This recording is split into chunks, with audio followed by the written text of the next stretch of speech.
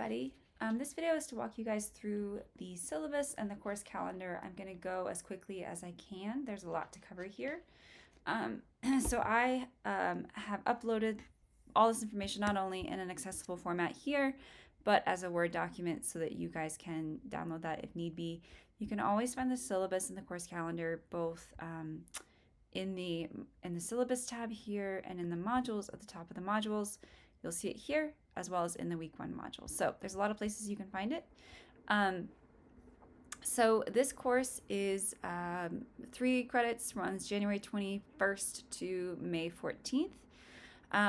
This looks at a number of different genres and texts across different movements from the early settlers up to 1865.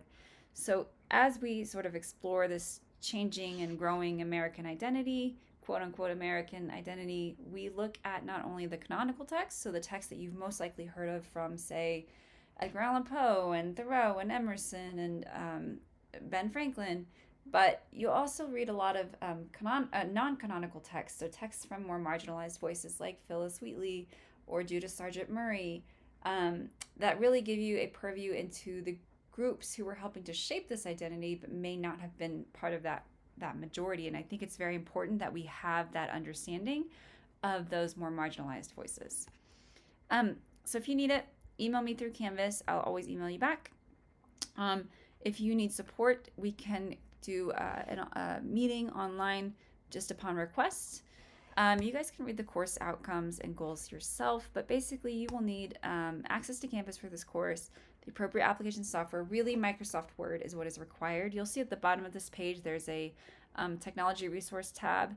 You guys have access to all of Microsoft Office, I believe, as students. So if you don't have it, make sure you go and get it through there for free, because you cannot turn in documents as pages or Google Docs or PDF files. These all change formatting or are not accessible, or I can't comment on them directly in Canvas, so Word is always required.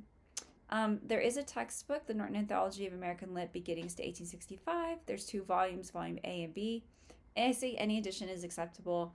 I say this with the caveat that in an effort to ensure accessibility for all students, I have uploaded all of the text in the course as PDF or Word docs available to you. So take a look at the modules and see what is available to you, and then decide if you want to go get the book. Everything else will be made available to you guys online.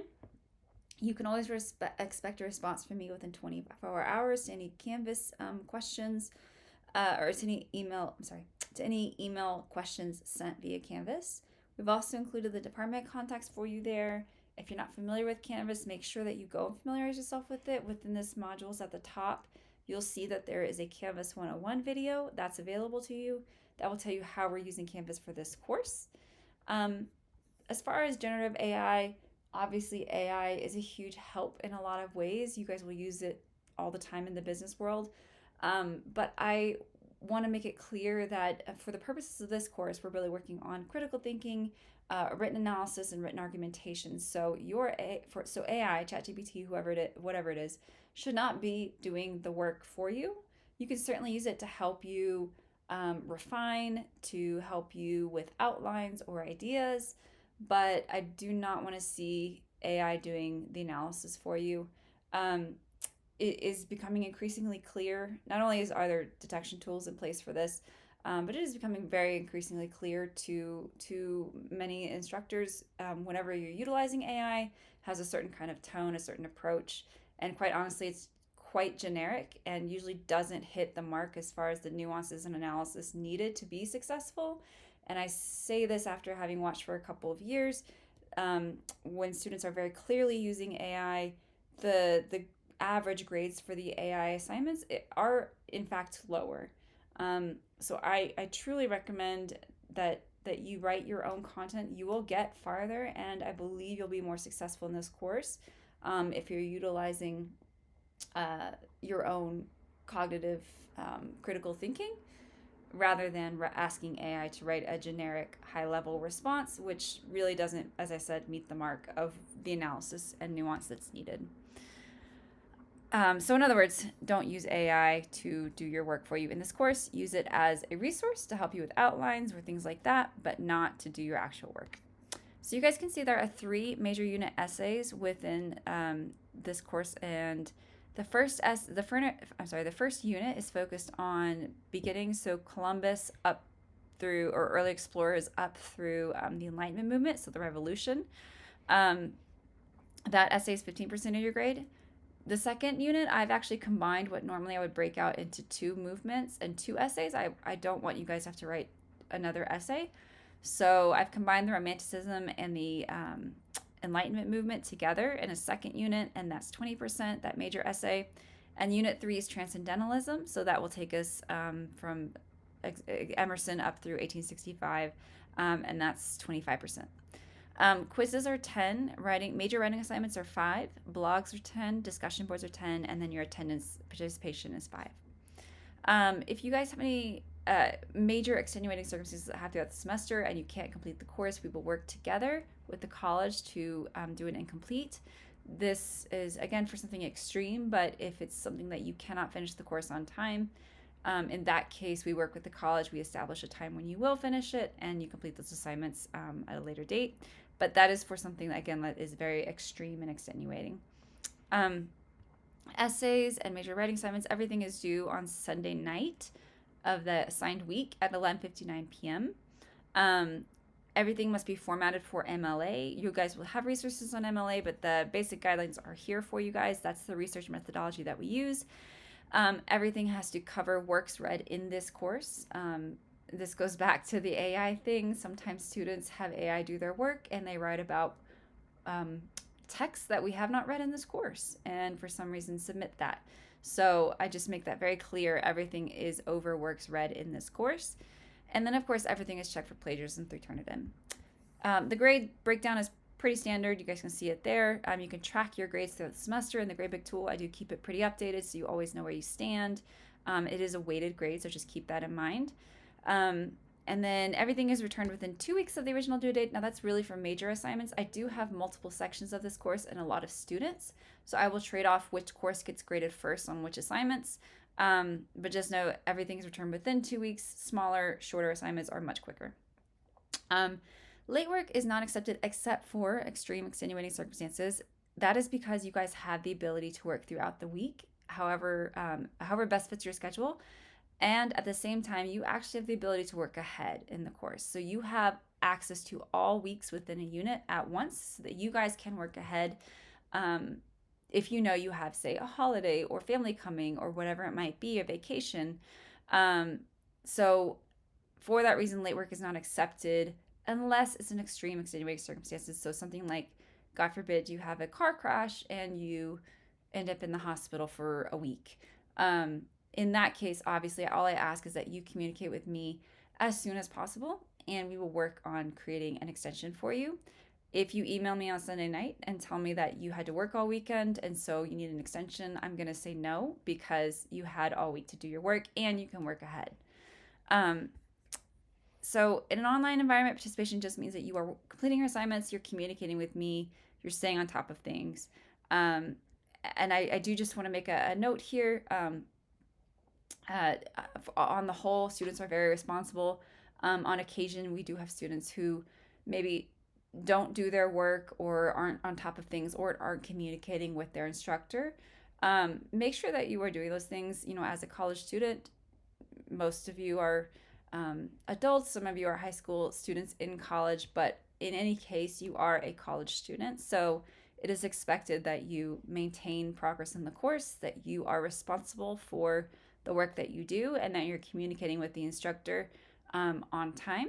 So if you email me, for example, after not doing work for 3 weeks and ask to make it up, and you haven't communicated any particular reason, or you haven't been in communication with me at all, I'm probably going to say no. So make sure that you are staying on top of things just as a college student in your responsibilities. Okay, so the class dates, January 21st is when we start. May 1st is your final ad drop, and your final day of class is May 14th. I apologize, this got double included in here, but if you need to withdraw, all that information is available here. in a technology failure, for example, a snowstorm or whatever, you guys can find that information here. If you have technical issues with Canvas, please contact the help desk, number one. Send me an email at the time of the issue, and then if possible, include a screenshot. I've been using Canvas for many years, so I might be able to help you. Or I can help you get guided to the right resource. Okay, so there is a district attendance policy here. You guys can read that for yourselves, but essentially, if you're missing more than 15% of the cumulative class instruction, you can be dropped from the course at the instructor's discretion. I just want to cover the plagiarism, academic dishonesty, really, really important. If you are caught plagiarizing, and again, you have access to plagiarism reports just the same as I do, you will fail the assignment. You can fail the course. You can have it affect your extracurricular activities. It can affect your scholastic record, and you can even be expelled or suspended from the college. So it's really not worth it. At most, you will write for me a 4-page paper. It's absolutely not worth what can happen to you if you plagiarize. So please don't do it. It always kind of is astounding to me when I have students who plagiarize 99% of an assignment and then get upset when they fail that assignment. So please don't do it. It's not worth it, and it's really just not worth your time. The technology resources, like I mentioned, are here, so you guys can see through how to get access to Microsoft Office. And then if you need support, those resources are here. There's documentation involved, so if you need an accommodation, please contact them. There's things they need to send to me, and we'll make sure that you are accommodated. Okay, last thing, I wanted to walk you guys quickly through the course calendar. So at a high level, your first unit, which will open all 4 weeks at once to you, is our earlier encounters. So that's Columbus up to the Enlightenment. First week is just the basics. Second week, we're going to start working on some of our texts, so Columbus and Devaka. Third week, we're moving into Anne Bradstreet, and we'll have an assignment sheet outline and an outline that's due that week. And then by week 4, you actually have the whole week to work on your first essay. So that's due on Sunday, February 16th. Week 2, like I said, we combined to 2 movements here. So we start with the Enlightenment. That's, for example, our founding fathers. We've got a text from John and Abigail Adams. We've got a text from a group of Cherokee women. And then we've got female poets like Judith Sargent Murray, Phyllis Wheatley, and other poets. And then we'll move into Romanticism in week 8. So that's Longfellow and Poe. You'll have no work over spring break, obviously. And then we get back, you'll have the assignment sheet and your outline assignment, and then your essay is due on week 11. So that's April 6th. And then Unit 3 will start, you'll have, again, access to everything at once. So we'll start with Transcendentalism. So we'll get Emerson and Thoreau, Whitman and Dickinson, and then Frederick Douglass.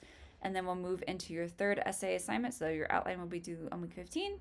And then everything is due the last week of the course on Sunday, May 11th. Now, finals week, there is no final exam in this course, so you'll have an extra credit opportunity available to you guys which is due on Tuesday, May 13th. So if you have questions on this, let me know. But otherwise, this hopefully gives you guys a good outline, and you guys can go ahead and move on and do the next assignment.